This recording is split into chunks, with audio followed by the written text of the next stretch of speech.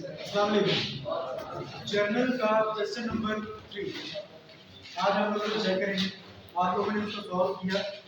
अब देखते हैं उसमें से कितनी मिस्टेक्स निकलती हैं। हमारी कोशिश यही होती है कि हम लोग मिस्टेक्स जितनी भी आ रही हैं उनको हम लोग निकालें और आइंदा आने वाले क्वेश्चन जो है वो उसमें वो मिस्टेक्स ना हो। सब लोगों के पास रजिस्टर सामने होने चाहिए। जो होमवर्क आप लोगों ने किया है सब ये रजिस्टर सामने हो। हर एंट्री चेक करते जाएंगे कि ठीक हुई है या गलत हुई है। और अगर गलत हुई है तो उसका जो यहाँ पर मैं लॉजिक बताऊंगा वो समझ आ जाए तो अलर्ट लो, अगर ना आए तो दोबारा पूछो। ये समझ नहीं आया इससे गलती क्यों हुई। ठीक है, करें शुरू। जर्नल का क्वेश्चन नंबर 3 इसमें लिखा है नंबर 1 पहली transaction. Mister Roshan comments business with cash ₹200,000। 2 lakh रुपए से मिस्टर रोशन ने कारोबार शुरू किया। जर्नल बनाने से पहले आपने कॉर्नर पे पहले rules of debit and credit लिखने होंगे, वो नोट कर लेंगे।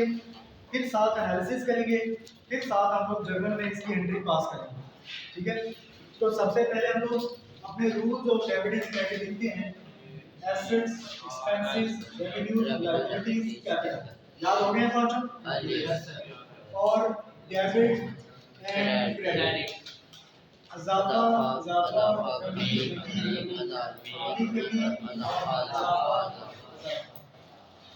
ये हमारे बन गए rules of debit and credit. अब हमने एनालिसिस यहाँ पर रफ वर्क में करेंगे और यहाँ पर हम बना लेते हैं जर्नल का स्केच। तो जर्नल का जो परफॉर्मा है उसके अंदर हमने एंट्रीज पास करनी है। जर्नल का परफॉर्मा बनाने के लिए ये हमारा जो जर्नल है ये चल रहा है जर्नल आम जर्नल जो है फिलहाल हम लोग वो सीख रहे हैं। अभी हमने स्पेशल जर्नल का टॉपिक शुरू नहीं किया, अभी नजदीक तरीन उसकी जरूरत भी नहीं हमें पड़ेगी। उसके बाद हमने यहाँ पर ऊपर वाली जो हेडिंग्स वाली लाइन है वो बना लें। ये पहला कॉलम बन गया क्रेडिट साइड का, ये दूसरा कॉलम डेबिट, ये छोटा कॉलम लेजर वॉल्यूम, और यहाँ पर डेट और ये कॉलम ऑटोमेटिकली जितनी भी जगह बच रहे हैं उसके लिए हमने यहाँ पर हेडिंग हमेशा डेट ही लिखनी है, चाहे क्वेश्चन में सीरियल नंबर हो या डेट हो, कुछ भी हो, हमने यहाँ पर डेट ही लिखनी है। दूसरा हमने यहाँ पर डिटेल्स लिखने हैं। डिटेल्स की जगह पे आप और क्या क्या लिख सकते हैं? पर्टिकुलर्स, ठीक है, पर्टिकुलर्स भी लिख सकते हैं। लेजर तो वॉल्यूम एलएफ, उसके बाद डेबिट साइड है ये, और ये हो गई क्रेडिट। और ये डेबिट एंड क्रेडिट जो साइड्स हैं इसमें हमने करेंसी लिखनी है, अमाउंट लिखनी है, तो हमने उसका यूनिट लिख दिया रुपीस। ये लाजमी चीजें पूरी करें। आप लोग जब होमवर्क लिखते हैं या टेस्ट लिखते हैं तो कुछ लोग ये ऊपर वाली लाइन नहीं लगाते, ठीक है, कुछ लोग ये दोनों लाइनें नहीं लगाते। कुछ लोग क्या कर रहे हैं कि जो ऊपर वाला हैंडल है, जो पेज के ऊपर रेड लाइन लिखी हुई उसको यूज कर रहे हैं। मैंने आपको बताया था पहले लेक्चर में कि आपने जो ग्रे कलर की या ब्लैक कलर की जो लाइंस हैं वो आपके इस्तेमाल आएंगे, वहां से काम शुरू करें। ये जर्नल का स्केच बन गया। अच्छा, अब हम लोग पहली एंट्री हमने पढ़ ली, पहली ट्रांजैक्शन हमने पढ़ ली। पहली ट्रांजैक्शन में लिखा है कि मिस्टर रोशन ने 2 लाख रुपए से कारोबार शुरू किया। अब ये रफ अमल है सारा, ठीक है, इस चीज को आप ध्यान में रखें कि ये आपका बिजनेस है और ये उस बिजनेस का ऑनर है, ठीक है। अब ये मिस्टर रोशन है, इसने कारोबार में क्या चीज लगाई है? कैश। तो हमने अकाउंटिंग करनी होती है कारोबार के पॉइंट ऑफ व्यू से। तो कारोबार में क्या चीज आ रही है? कैश। इसका मतलब है कारोबार में कैश आ रहा है तो कैश में इजाफा हो रहा है, ठीक है। और इसके बदले में कोई चीज खरीदी है क्या? नहीं। या कोई बेची है? तो कैश, ये कैश किस चीज का आ रहा है? किस लिए आ रहा है? कारोबार को शुरू करने के, स्टार्ट करने। मिस्टर रोशन स्टार्टिंग बिजनेस, ठीक है, कारोबार को स्टार्ट करने के, कारोबार को शुरू करने के। तो कारोबार को शुरू करने के लिए जो भी चीज आती है वो किस कैटेगरी में फॉल करती है? बाद में कैपिटल। तो यहाँ पर दो अकाउंट हमारे बन गए, कैश एंड कैपिटल। कैश में इजाफा हुआ है और कैपिटल में इजाफा हुआ है। दो अकाउंट वो निकालने हैं जिन चीजों में कमी या इजाफा हो रहा है, हमारे वो अकाउंट होते हैं। जिस चीज का नाम लिखा हुआ है लेकिन उसमें कमी या इजाफा नहीं हो रहा, तो हम उसको यहाँ पर अकाउंट्स में नहीं लेके आए। अगली बात, कैश का एलिमेंट क्या होता है? एसेट, और कैपिटल का क्या एलिमेंट? कैपिटल होता है। ठीक है, एसेट में इजाफा हुआ है या कमी हुई? कारोबार में कैश आया है इसलिए इसमें इजाफा हुआ है, और कैपिटल में भी इजाफा हुआ है। एसेट में इजाफा हो तो डेबिट करते हैं, कैपिटल में इजाफा हो तो क्रेडिट। हमें पता चल गया कि कैश अकाउंट जो है इसमें डेबिट होना है और कैपिटल अकाउंट में क्रेडिट होना है। तो हम कौन सा अकाउंट पहले लिखते होते हैं? डेबिट वाला। जो डेबिट साइड पे रिकॉर्ड होता है उसको हमने पहले लिखा। तो हमारा कैश अकाउंट डेबिट साइड पे रिकॉर्ड होता है। तो यहाँ पर आ जाए, अच्छा डेट हम लोग इसके साथ जो लिखेंगे, इसके फिलहाल डेट नहीं है, सीरियल नंबर चल रहा है, सीरियल नंबर है ए, तो यहाँ पर लिखेंगे ए, फिर लिखेंगे कैश अकाउंट, और दूसरा अकाउंट है कैपिटल, वो क्रेडिट है। तो नीचे वाली लाइन में सेंटर से करके लिखना शुरू करेंगे कैपिटल अकाउंट, उसके नीचे यूं लाइन लगाएंगे और यहाँ पर ब्रैकेट लगाएंगे और इसके अंदर वो आपने, ठीक है, अकाउंट सेंटर हो गए। अब यहाँ पर आ गए लेजर पॉइंट। कैश को क्यों डेबिट किया? क्योंकि ये एसेट है और इसमें इजाफा हुआ। कैपिटल को क्यों क्रेडिट किया? क्योंकि ये कैपिटल है, कैपिटल में इजाफा हुआ इसलिए क्रेडिट किया। अब आ जाए अमाउंट्स में। तो अमाउंट कैश कितना आया है? 2 लाख। कैश क्योंकि डेबिट हुआ है इसलिए उसकी रकम भी डेबिट वाले कॉलम में लिखी। कैपिटल क्रेडिट हो रहा है तो इसकी रकम इसके सामने नीचे वाली लाइन में यहाँ पर लिखेंगे क्रेडिट वाले कॉलम। जो अकाउंट डेबिट है उसकी रकम डेबिट वाले कॉलम में, और जो अकाउंट क्रेडिट है उसकी रकम क्रेडिट वाले कॉलम में। अच्छा, ये असल कॉन्सेप्ट ये है, कॉन्सेप्ट असल में ये है। यहाँ पर तो सिर्फ एक स्किल है, यहाँ पर आपने सिर्फ उसको ट्रांसफर करना है और लिखना है कैसे है बस वो, ठीक है। तो बेसिकली आपको एनालिसिस ये आपको सोच के समझ के कॉन्सेप्चुअली आपको होना पड़ेगा। ये जिसको आ गया उसका जनरल ठीक हो जाएगा, ठीक है। नेक्स्ट नंबर 2, बी ट्रांजैक्शन पढ़ते हैं। बी ट्रांजैक्शन में क्या लिखा हुआ है? ये ठीक है सर, ठीक है, ओके। बी ट्रांजैक्शन देखिए, he purchased furniture for rupees 10,000, उसने 10,000 रुपए का फर्नीचर खरीदा। कारोबार में क्या चीज आ रही है? फर्नीचर। कारोबार में फर्नीचर आया, फर्नीचर में इजाफा हुआ, तो इसका मतलब है एक अकाउंट क्या हो गया? फर्नीचर। जिस चीज में चेंज आता है उसको हम लोग अकाउंट के तौर पे लेकर निकालते हैं, ठीक है। फर्नीचर अकाउंट आ गया और हमने ये नकद खरीदा कि उधार खरीदा? नकद खरीदा, तो इसका मतलब है कि बदले में कैश दिया, ठीक है। तो कैश जाएगा तो इसका मतलब है कि यहाँ पर दूसरा अकाउंट क्या आएगा? कैश। तो कुछ लोगों का हो सकता है यहाँ पर थोड़ी सी अंडरस्टैंडिंग उनकी थोड़ी सी ये हो जाएगी कि यहाँ पर ही आया है, ही परचेज्ड फर्नीचर। यहाँ पर ही से मुराद कौन है? मालिक। कौन है?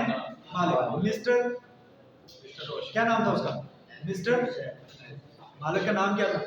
रोशन। रोशन। अभी तो बढ़ के आया पहले ट्रांजैक्शन। मिस्टर रोशन ने ये कारोबार शुरू किया, ठीक है। अब दूसरी ट्रांजैक्शन में लिखा है ही परचेज्ड फर्नीचर, उसने फिर फर्नीचर खरीदा। अब यहाँ पर ही से मुराद कौन है? मिस्टर रोशन। ये मालिक है, ये ना सेलर है ना बायर है, ये मालिक का नाम है। मालिक के लिए ये वर्ड यूज किया गया है, ठीक है। तो यहाँ पर वो डेटर क्रेडिटर वाला कोई कॉन्सेप्ट नहीं है, यहाँ पर उधार वाले ट्रांजैक्शन का कॉन्सेप्ट नहीं होता, ठीक है। तो अगर ये अब क्रेडिट ट्रांजैक्शन तो तब होती है जब ऑन अकाउंट का लफ्ज है या ऑन क्रेडिट आए या फिर उस सेलर या बायर का नाम है। तो यहाँ पर ना सेलर बायर का नेम है, ना ऑन क्रेडिट है, ना ऑन अकाउंट है। इसका मतलब है ये नकद ट्रांजैक्शन, इसलिए दूसरा अकाउंट क्या बनेगा? कैश। कैश हमारा क्या?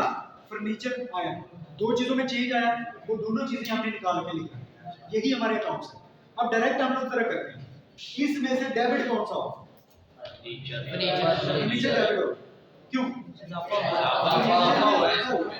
और फर्नीचर एक एसेट हो, ठीक है। तो कैश हमारा एसेट है, वो भी एसेट है, लेकिन उसमें कमी हुई तो वो क्रेडिट हो रहा है। अब हो गया। अब हम लोग ये वाला काम जो है, ये वाला, ये हमने छोड़ दिया, ये हमने दिमाग में ही सोच लिया। हम पहले इसको ले लेते हैं, कि अगर ये डेबिट होता है तो लाजमी बात है कि दूसरा क्रेडिट ही होता है, ठीक है। इसको सोच लेते हैं या इसको सोच लेते हैं, दोनों का आ जाएगा। फर्नीचर हमारा, फर्नीचर पे इजाफा हुआ, वो हमारा एसेट होता है। एसेट में इजाफा मतलब कैपिटल, ठीक है, यहाँ से हमने सोच लिया एसेट में इजाफा मतलब कैपिटल, ठीक है।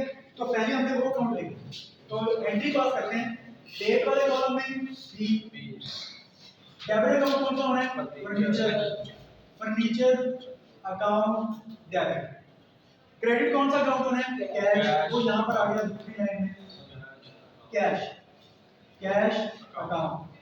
तीसरी लाइन में ब्रैकेट लगाई और यहाँ पर नरेशन आ गया, ठीक है।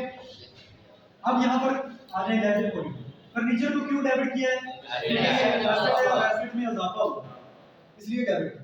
कैश को क्यों क्रेडिट किया है, ये भी एसेट है लेकिन इसमें कमी हुई, A minus, A plus and A minus. Amount कितनी बताई गई है, 10,000 का फर्नीचर आया और 10,000 ही कैश चला गया, ठीक है, दोनों में 10। समझ आ गई बात। तीसरी ट्रांजैक्शन पढ़ते हैं, सी वाली। सी वाली ट्रांजैक्शन में लिखा है, फिर लिखा है ही परचेज्ड, ही से मुराद अभी भी वो मिस्टर रोशन मालिक है। He purchased goods worth rupees 50,000 for cash and goods worth rupees 30,000 on credit। आप इसकी दो एंट्रीज भी कर सकते हैं और एक इकट्ठी करके एक भी कर सकते हैं, ठीक है। दोनों सिखाता हूँ, दोनों सिखाऊंगा, ठीक है, दोनों तरीके ही ठीक है। अच्छा, पहले क्या लिखा हुआ है, he purchased goods, उसने गुड्स खरीदी वर्थ रुपीज 50,000, वर्थ कहते हैं उसकी वैल्यू को, कीमत को, वो कितनी उनकी कीमत थी 50,000 फॉर कैश, नकद।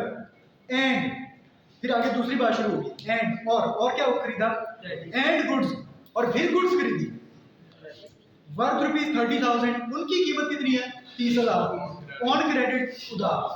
अब उसने दो गुड्स खरीदी, दो तरह की गुड्स खरीदी। पहले गुड्स खरीदी नकद 50,000 की, फिर गुड्स खरीदी उधार 30,000, ओके। तो पहले हम नकद को रिकॉर्ड कर लेते हैं, फिर उधार को रिकॉर्ड कर लेते हैं, दो हो जाएंगी एंट्रियां, दो एंट्रियां कर लेंगे, ठीक है, दो एंट्रीज हो जाएंगी। फिर हम क्या करेंगे, नकद और उधार को इकट्ठा करके एक ही एंट्री कैसे बनाई जाती है, आज वो भी सीखेंगे, ठीक है। और उस एंट्री का नाम होता है, खास नाम होता है, वो क्या होता है वो भी बताऊंगा। तो ये साथ साथ आपका शॉर्ट क्वेश्चन भी ये काम हो जाएगा, ठीक है। तो पहले हम लोग नकद जब गुड्स खरीदेंगे, ई परचेज गुड्स, परचेज गुड्स का अकाउंट क्या बनेगा, परचेज गुड्स से अकाउंट क्या बन गया, ठीक है। गुड्स खरीदी नकद और कैश, गुड्स में इजाफा हो रहा है और कैश में कैश जा रहा है, तो इसका मतलब है कैश अकाउंट दूसरा आ गया, दो अकाउंट मिल गए। अब इनमें से पहले को देखते हैं कि इसमें डेबिट होना है या क्रेडिट होना है। का एलिमेंट क्या होगा, ठीक है। अब एक्सपेंस में इजाफा हो रहा है या कमी हो रही है, इजाफा हो रहा है, एक्सपेंस में इजाफा हुआ तो ये डेबिट होगा या क्रेडिट, डेबिट होगा। एक्सपेंस में इजाफा हो तो डेबिट होगा, इसका मतलब है परचेजेस में डेबिट होगा। तो यहाँ पर आ जाए, यहाँ पर लिखेंगे सी परचेजेस अकाउंट डेबिट, ठीक है। टेस्ट में किसी ने परचेज्ड अकाउंट लिख दिया, मैंने उधर सर्कल लगा के क्रॉस करना चाहिए, बनता है कि नहीं। परचेजेस जब मैंने बताया हुआ तो परचेजेस लिख, परचेजेस अकाउंट। अब ये हो गया डेबिट, कैश जा रहा है, गुड्स खरीदी है तो कैश जाएगा, तो कैश में होगी कमी, कैश में का एलिमेंट क्या होगा, एसेट में क्या हो रहा है कमी, एसेट में कमी, ये क्रेडिट होगा। तो यहाँ पर हम इसको लिखेंगे कैश अकाउंट, ठीक है। नीचे लगा दी लाइन ब्रैकेट, यहाँ पर सारी नरेशन लिखी है, ठीक है।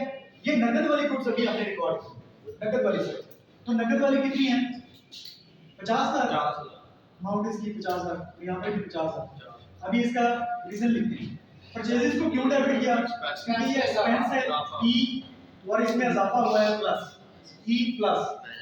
कैश को क्यों क्रेडिट किया, क्योंकि एसेट है, सेल गया, इसमें कमी हुई है तो माइनस, ठीक है। क्लियर हो गया। अब आ जाओ तीसरा की goods, 30 and goods worth rupees 30,000 on credit, ऐसे लिखा है, एंड गुड्स वर्थ रुपीस 30,000, और गुड्स खरीदी 30,000 की। अब ये भी गुड्स खरीदी है, तो गुड्स खरीदी है तो अकाउंट क्या बना? परचेजेस। ठीक है, ऑन क्रेडिट का लफ्ज आ गया, मतलब उधार खरीदी। उधार खरीदी है तो क्या कैश गया? नहीं, उधार खरीदी है तो यहाँ पर उस शख्स का नाम आना चाहिए। यहाँ पर उस शख्स का नाम बताया उसने? नहीं बताया। अब क्या करेंगे? जैसे अकाउंटिंग वाला नाम, अकाउंटिंग का नाम देंगे। अकाउंटिंग के में कितने नाम देते हैं? कितने किस्म के होते हैं? डेटर या क्रेडिटर। अब डेटर, वो डेटर किसको नाम दिया जाएगा? जिससे पैसे लेते हैं, अगर उससे पैसे हमने लेने हैं। तो क्रेडिटर किसको नाम दिया जाएगा? जिसको पैसे लेने हैं, जिसको पैसे देने हैं। अब यहाँ पर क्या लिखूंगा? क्रेडिटर लिखो या डेटर लिखो? क्रेडिटर लिखेंगे। क्यों? भाई उससे चीजें आप खरीद रहे हो, हमने उससे चीजें खरीदी हैं, तो पैसे इसका मतलब देने हैं, तो क्रेडिटर नाम रखना पड़ेगा। तो यहाँ पर दो अकाउंट आ गए, परचेजेस हैं, क्रेडिटर। अब देखते हैं कि इसका डेबिट कौन सा होना चाहिए। परचेजेस को देखें, परचेजेस का एलिमेंट क्या होगा? एक्सपेंसेस। तो ये इसमें इजाफा हुआ है या कमी हुई? एक्सपेंस में क्या हुआ है? इजाफा। तो फिर क्या करेंगे? यहाँ पर इसका डेट की जगह पे उसका नंबर फिर सी लिखेंगे, फिर सी ही लिखेंगे, क्योंकि सी में तो यहाँ पर आ जाएगा परचेजेस अकाउंट। अब क्रेडिटर को देखते हैं, क्रेडिटर का एलिमेंट क्या होगा? लायबिलिटी, कर्जा। जब भी नाम आता है तो उसके कितने एलिमेंट बन सकते हैं? एलिमेंट कौन सा हो सकता है? दो ही हो सकते हैं, या एसेट या लायबिलिटी।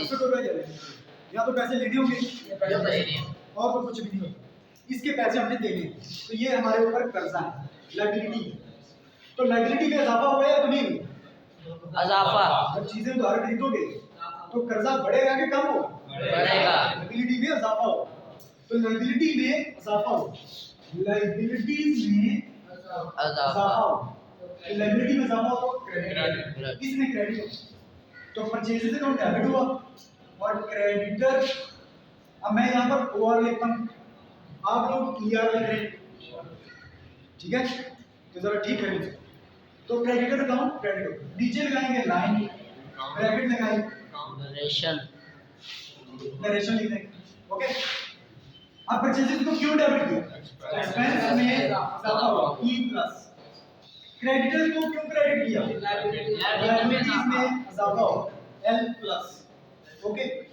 अमाउंट कितनी आएगी? 30,000 डेबिट वाले कॉलम में, 30,000 ही क्रेडिट वाले कॉलम में, ओके? ये है दो एंट्रीज करने का तरीका। अब आ जाए तीन एंट्रीज कर, एक एंट्री करके दिखा।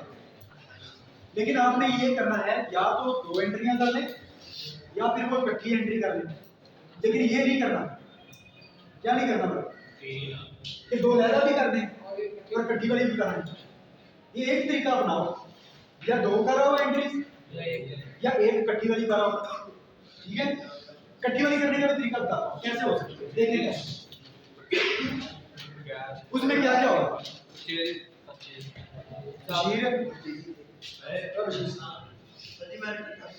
कटी की है, तो पहले इधर समझो। अब देखो कटी कैसे होगी। पूरी ट्रांजैक्शन को करते हैं। पूरी ट्रांजैक्शन में क्या लिखा हुआ है? He purchase goods worth ₹50,000 on cash for cash and goods worth ₹30,000 on credit। अब देखिए कितने इसमें किस चीज में इजाफा हुआ, किस चीज में कमी, घटा देते हैं। नंबर 1 गुड्स खरीदी जा रही है, नकद भी खरीदी जा रही है, उधार भी खरीदी जा रही है। गुड्स खरीदी जा रही है, चाहे नकद खरीदो चाहे उधार खरीदो, अकाउंट तो परचेज ही आना है। अकाउंट क्या आना है? नकद के लिए भी यही, उधार के लिए भी। क्लियर हो गया? एक अकाउंट बन गया। दूसरा और क्या हुआ है? गुड्स आई हैं और कैश गया, तो दूसरा अकाउंट क्या हो गया? ठीक हो गया। और कुछ गुड्स उधार भी खरीदी, तो तीसरा अकाउंट क्या आ गया? क्रेडिट। वो क्रेडिटर बन गया, तो तीसरा अकाउंट क्या आ गया? क्रेडिटर। यानी कि सारा कुछ हमने इकट्ठा देख लिया कि किस किस चीज में इजाफा या कमी हुआ है। नंबर 1 गुड्स में इजाफा हुआ, ठीक है? नंबर 2 कैश में कमी हुई है 50,000। नंबर 3 30,000 का कर्जा में बन गया। तो तीन चीजों में चेंज आया है, परचेजेस में इजाफा हुआ है, कैश में कमी हुई है, लायबिलिटी में इजाफा हुआ है। ठीक है, इसके अलावा कुछ चीज़ ऐसी है जिसमें चेंज आया, कुछ भी नहीं, तो हमने तीनों इकट्ठे लिख दिए। क्लियर हो गई बात? अब आ जाए इनके एलिमेंट्स लगाएं, कॉन्सेप्ट तो वही है। परचेजेस एक एक्सपेंस है, कैश एक एसेट है, जबकि क्रेडिट एक लायबिलिटी है। ठीक है, एक्सपेंस में इजाफा हो रहा है, कैश एसेट में कमी हुई है, क्रेडिटर लायबिलिटी में इजाफा। ऐसे ही एक्सपेंस में इजाफा हो तो डेबिट, एसेट में कमी हो तो क्रेडिट, लायबिलिटी में इजाफा हो तो क्रेडिट। डेबिट कितने हो रहे हैं और क्रेडिट कितने हो रहे हैं? दो। तो पहले कौन से लिखेंगे? ठीक है, पहले लिखेंगे डेबिट। यहाँ पर लिखोगे आप सी, कैश परचेजेस अकाउंट, डेबिट। खत्म हो गया डेबिट वाले, अब क्रेडिट वाले ले लो। कौन से हैं? कैश है और क्रेडिट, दोनों ही क्रेडिट है, दोनों ने यहाँ से शुरू हो रहे हैं सेंटर से। अब यहाँ पर आपके पास ऑप्शन है, क्या पहले क्रेडिटर लिख लो बाद में कैश लिख लो, या कैश पहले लिख लो बाद में क्रेडिटर लिख लो, नो प्रॉब्लम, एंड तो दोनों क्रेडिट से। ठीक है, तो यहाँ पर हम लोग लिख देते हैं कैश अकाउंट और नंबर 2 क्रेडिटर अकाउंट। ये भी क्रेडिट हुआ था, सेंटर से शुरू किया, ये भी क्रेडिट हुआ था तो सेंटर से शुरू किया। ठीक है, नीचे लगाएंगे ब्रैकेट, नरेशन लिख देंगे, ब्रैकेट बंद लाइन। ठीक है, अब आगे यहाँ पर लिखेंगे परचेजेस एक्सपेंस में इजाफा, कैश को क्यों क्रेडिट किया, एसेट में कमी हुई, क्रेडिटर को क्यों क्रेडिट किया, ये लायबिलिटी में इजाफा। रकमें दर्ज करनी, रकमें दर्ज करो। परचेजेस के सामने रकम कितनी है? 80,000। क्योंकि ये परचेजेस का मतलब है टोटल गुड्स। अब हम लोग कंबाइन कर रहे हैं, अब यहाँ पर रकम कितनी आएगी? 80,000 आ गया डेबिट साइड में। कैश कितना दिया? कैश कितना दिया? 50,000। तो कैश के सामने क्रेडिट वाले कॉलम में 50,000। कर्जा उधार कितनी ली? 30,000 की, वो भी इधर आ गया 30,000 क्रेडिट साइड में।